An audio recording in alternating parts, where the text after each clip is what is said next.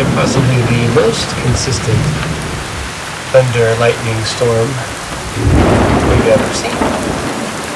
It's pretty intense. It's just white, white, white. Signature, which was very strong at Chico and Alvord, is now starting to weaken a little bit. That's going to go right through and just clip the extreme southeastern portion of Monte County. So the populated areas of Monte County, it should say south of St. Joe, say south, well south just of missed Monte. it. It is now past Bowie, Fruitland, and Sunset. If you are in a safe place there in Sunset, including Alvord as well.